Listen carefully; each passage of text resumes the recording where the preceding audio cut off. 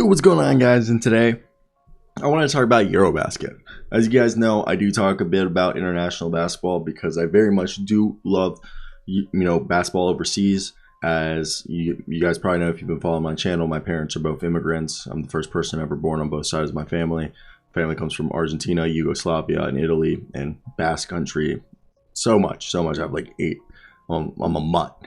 But so for me growing up, I always loved international basketball players. Always loved international basketball players because I could relate with them the best, and I wanted to always emulate their style. Like my favorite move right now that I've been working on is the Manu Ginobili behind the back, and then I lay up with my left hand while doing a Euro step.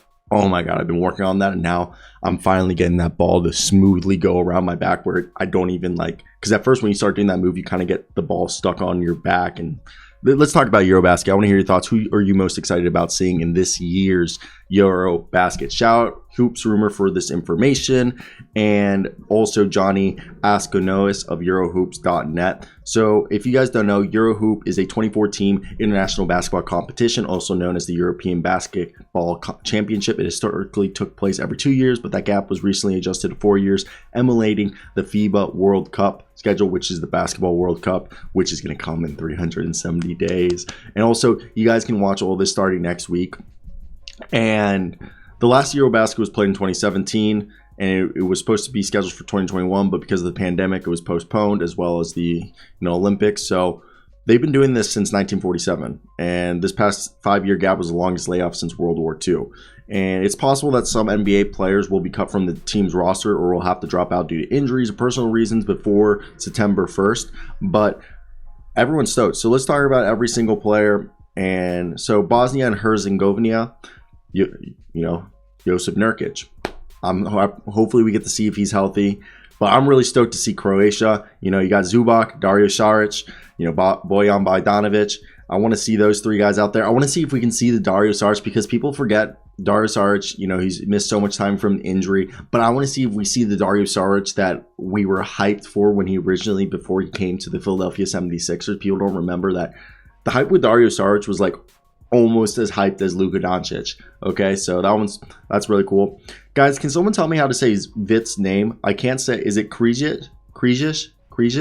The guy who plays for Czech Republic, and that I don't know much about him. Maybe we'll see more of him. I know he's barely played for the Thunder. If anyone's a fan of his, let me hear your thoughts down below. Lauri Markkanen's been cooking in Finland. If you guys have been seeing some of the exhibition games, I'm hoping that we see a Lauri Markkanen, as the number 1 scorer for his team. Let's see how it looks. This is the thing that's exciting about EuroBasket is you see a lot of these NBA players who are usually just role guys or, 4th, 5th, 6th scorers on their team be the number 1 guys for their national teams. So it's fun to see that. Like Evan Fournier, you're going to see Evan Fournier for France be cooking. Same thing with Rudy Gobert. And I hope we get to see a lot of Theo Maledon, who was the mentored and played for ASEVL or ASVEL, which is the team owned by Tony Parker.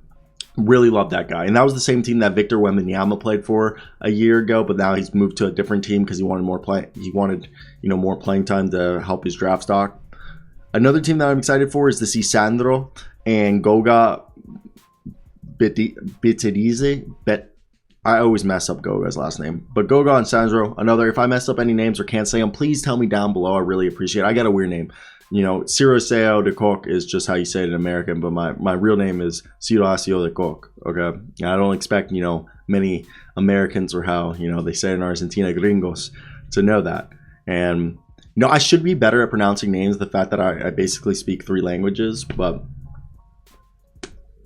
I'm fluent in 2. I speak conversational Italian, just castellano, which is Castilian Spanish, which is in Argentina. Germany is going to be fun. Isaac Bonga is playing for them, I believe, or I could be wrong, but I know Dennis Schroeder is. Franz Wagner and Daniel Theis are all going to be fun. I really want to see Franz Wagner and Dennis Schroeder lead that, the German team. That'll be fun.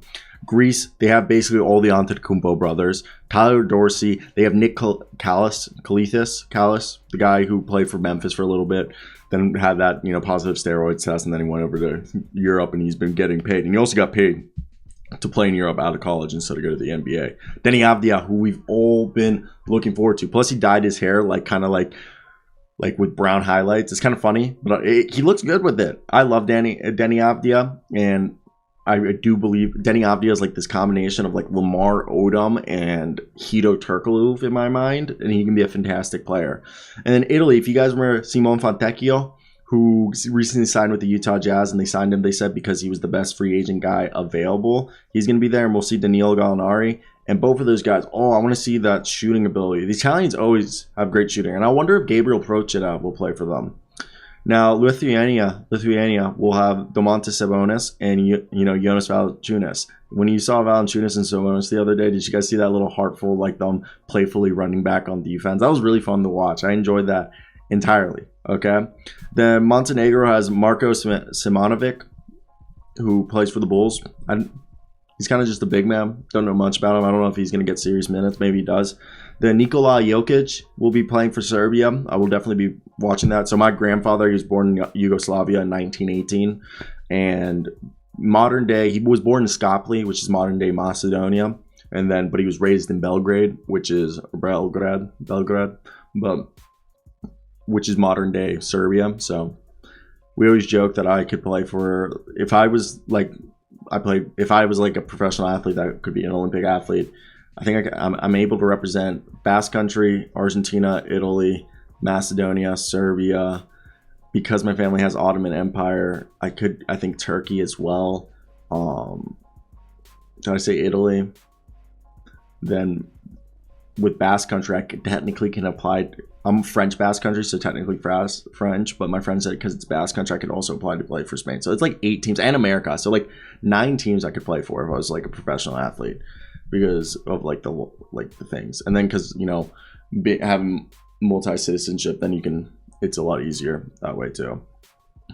Then Vlatko Cancar, Luka Doncic, and Goran Dragic will be playing for Slovenia. That's definitely another fun one to watch.